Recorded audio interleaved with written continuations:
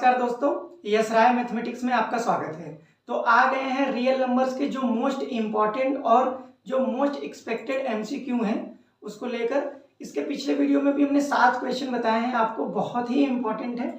Real number में जितना question हम आपको करा रहे हैं बस उसी टाइप के क्वेश्चन बनेंगे, ठीक है। आज हम आपके लिए 5 क्वेश्चन लेके आए हैं, ध्यान से देखिए, बड़ा ही इंपॉर्टेंट है और प्रीवियस ईयर 2024 में ही आए हुए क्वेश्चन। पहला क्वेश्चन है, what is the largest numbers that divides 245 and 1029 leaving remainder 5 in each case। ठीक है, इससे रिलेटेड एक क्वेश्चन हमने पिछली वीडियो में भी बताया था कि 2 नंबर दिया था और 2 नंबर को वो लार्जेस्ट नंबर बताइए जो डिवाइड करने पर रिमाइंडर 5 और 8 बचा है। लेकिन इस केस में क्या है, वो लार्जेस्ट नंबर हमको बताना है जो 245 और 1029 में डिवाइड करने पर दोनों केस में रिमाइंडर कितना बचा है, 5 बचा है। ठीक है, अच्छा ध्यान से देखिएगा, ऐसे क्वेश्चन लगते कैसे हैं, देखिए कैसे लगते हैं सर। देखिए, जो लार्जेस्ट नंबर होता है वो गिवन नंबर को एग्जैक्टली डिवाइड करता है। क्यों? क्योंकि हम आपको पहले भी बताए थे कि 4 और 8 में वो लार्जेस्ट नंबर बताइए जो इन दोनों को डिवाइड करे। तो आप कहेंगे सर डिवाइड तो 2 भी कर रहा है, 2 2 जा 4 और 2 4 जा 8, डिवाइड 4 भी कर रहा है, 4 1 जा 4, 4 2 जा 8, लेकिन 2 क्यों आंसर नहीं होगा? क्योंकि लार्जेस्ट नहीं है। 4 क्यों आंसर होगा? क्योंकि 4 और 8 में जो लार्जेस्ट है वो क्या है, 4, और 4 जो है वो 4 और 8 का क्या है, HCF है। क्या है? HCF। तो कॉन्सेप्ट क्या है इस क्वेश्चन का? कॉन्सेप्ट ध्यान से देखिए, कॉन्सेप्ट ये है कि जो हमारे पास नंबर होगा वो HCF होगा। किसका? 245 में से 5 माइनस कर लीजिए और 1029 में से 5 माइनस कर लीजिए। मतलब जो रिक्वायर्ड नंबर आएगा वो क्या होगा,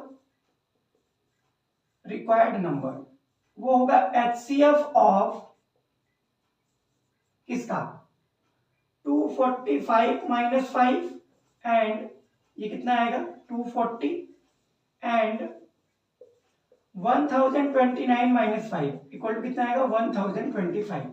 मतलब आपको बेसिकली क्या निकालना है, आपको बेसिकली निकालना है HCF ऑफ 240 एंड 1025, यही आपको निकालना है। प्राइम फैक्टराइजेशन कर लेते हैं दोनों का। 240 को डिवाइड करिए और 1025 को, देखिएगा ध्यान से कैसे डिवाइड होगा।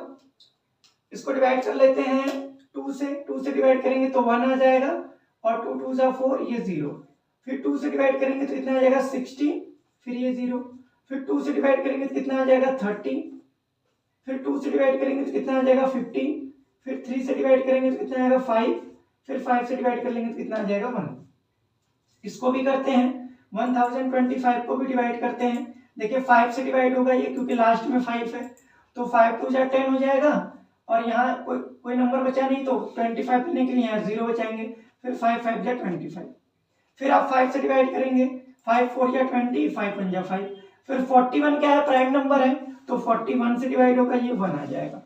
तो 240 को आप कैसे लिख सकते हैं सर, 240 को लिख सकते हैं, देखिए 2 कितनी बार है, 1 2 3 4, मतलब 2 के पावर 4 इंटू 3 इंटू 5, और 1025 को कैसे लिख सकते हैं, 5 का स्क्वायर इंटू 41।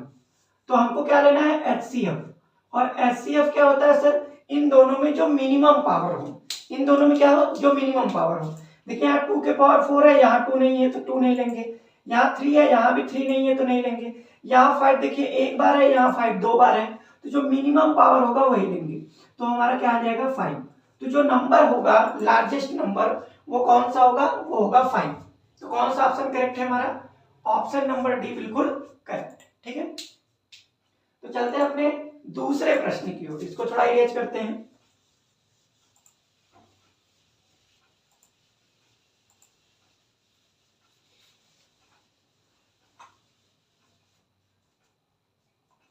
देखिए दूसरा प्रश्न क्या कह रहा है, दूसरा प्रश्न कह रहा है if a equal to x cube y square. देखिए इस टाइप के क्वेश्चन बनते ही बनते हैं, आप स्किप नहीं कर सकते। और b equal to x y cube, तो इसी का या तो एचसीएफ पूछेगा या तो एलसीएम पूछेगा, तो लिख लेते हैं। तो ए की वैल्यू कितनी है, ए की वैल्यू है sir x cube y square और बी की वैल्यू कितनी है सर एक्स वाई क्यूब। आपसे क्या पूछा गया है, आपसे पूछा गया है कि एचसीएफ ऑफ ए बी बताइए क्या होगा। तो एचसीएफ ऑफ ए बी और एचसीएफ ऑफ ए बी के लिए हम आपको बताएं क्या करते हैं, जो मिनिमम पावर होता है उसको कॉमन लेते हैं। तो मिनिमम पावर देखिए, यहाँ x के पावर 3, यहाँ x के पावर 1, तो मिनिमम पावर क्या है x। यहाँ y के पावर 2, यहाँ y के पावर 3, तो मिनिमम पावर क्या है y। तो जो एचसीएफ आएगा वो कितना आ जाएगा एक्स वाई स्क्वायर। तो अपना ऑप्शन चेक करते हैं, ये कितना है आपका एक्स वाई, ये नहीं होगा। दूसरा क्या है एक्स वाई स्क्वायर, बिल्कुल बी ऑप्शन करेक्ट है। ठीक है, इसी का अगर एलसीएम पूछता तो मिनिमम मैक्सिमम पावर लेते, मतलब क्या आता एक्स क्यूब और वाई क्यूब।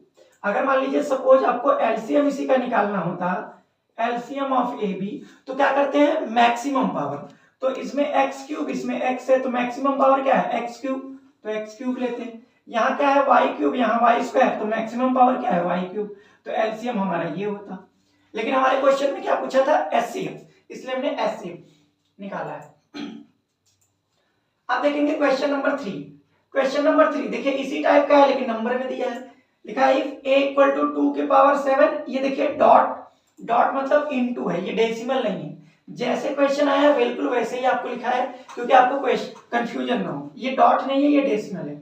a बराबर 2 के पावर 7 इंटू 3 के पावर 10 और b इक्वल टू 2 के पावर 3 इंटू 3 के power 7, then HCF of A B क्या होगा। फिर से वही क्वेश्चन है लेकिन अब की बार नंबर में है। तो देखिए क्वेश्चन नंबर 3 कर रहे हैं हम। तो a की वैल्यू कितनी है, a की वैल्यू है सर 2 के पावर 7 इंटू 3 के पावर 10 और b की वैल्यू कितनी है, b की वैल्यू है 2 के पावर 3 इंटू 3 के पावर 7। तो एचसीएफ ऑफ ए बी निकालिए, एचसीएफ ऑफ ए बी। और एचसीएफ ऑफ ए बी के लिए हम आपको क्या बताए हैं, मिनिमम पावर कॉमन लेते हैं। मतलब यहाँ 2 के पावर 7, यहाँ 2 के पावर 3, तो मिनिमम पावर क्या हुआ 2 के पावर 3 इंटू, इसमें देखिए 3 के पावर 10 और 3 के पावर 7, तो मिनिमम पावर क्या है 3 के पावर 7, तो ये हो जाएगा 3 के पावर 7। ऑप्शन चेक कराते हैं हमारा, 2 के पावर 7 3 के पावर 10 नहीं होगा, 2 के पावर 10 3 के पावर 11 नहीं होगा, 2 के पावर 3 3 के पावर 10 नहीं होगा, 2 के पावर 3 3 के पावर 7, 2 के पावर 3 3 के पावर 7, बिल्कुल डी ऑप्शन करेक्ट। ठीक है, अच्छा क्वेश्चन नंबर 4 क्या है, करा the sum of exponent of prime factors. देखिए सम ऑफ एक्सपोनेंट पूछा है ऑफ प्राइम फैक्टर्स, किसका, in the prime factorization of 196। करा 196 का फैक्टराइज कीजिए, प्राइम फैक्टराइजेशन कीजिए और उसमें जो एक्सपोनेंट आएगा उसका सम क्या होगा। एक्सपोनेंट क्या होता है, जैसे ये 7 लिखा है ना 2 के पावर 7, तो ये 7 जो है वो एक्सपोनेंट है। ये 3 के पावर 10 लिखा है ना, तो 10 जो है वो क्या है एक्सपोनेंट है। तो देखिए कैसे करेंगे, तो 196 का क्या करेंगे आप प्राइम फैक्टराइजेशन। तो देखिए 196 को डिवाइड करिए 2 से, तो ये हो जाएगा 2 9 जा 18, यहाँ 1 बचा और 6, 2 8 जा 16, फिर 2 से करेंगे 2 4 जा 8, 2 9 जा 18, फिर 7 से करेंगे 7 7 जा 49, फिर 7 1 जा 7। तो आप 196 का प्राइम फैक्टराइजेशन कैसे लिख सकते हैं, 2 कितनी बार है 2 बार, तो 2 के पावर 2 इंटू ये 1 इसका है, और यहाँ कितना है 7 का स्क्वायर, 7 के पावर 2। तो सम पूछा है किसका, सम ऑफ एक्सपोनेंट। तो एक्सपोनेंट का सम कितना होगा, तो ये 2 और ये 2 जोड़ दीजिए, कितना आ जाएगा 2 प्लस 2 4 आ गया, कितना आ गया 4। ऑप्शन मैच कराते हैं, तो 4 कहीं गिवन है जी, बिल्कुल ये ऑप्शन नंबर बी करेक्ट है। अब आएंगे क्वेश्चन नंबर 5वें की ओर, और क्वेश्चन नंबर 5वां बहुत ही इंपॉर्टेंट क्वेश्चन है। ठीक है, ध्यान से देखिएगा।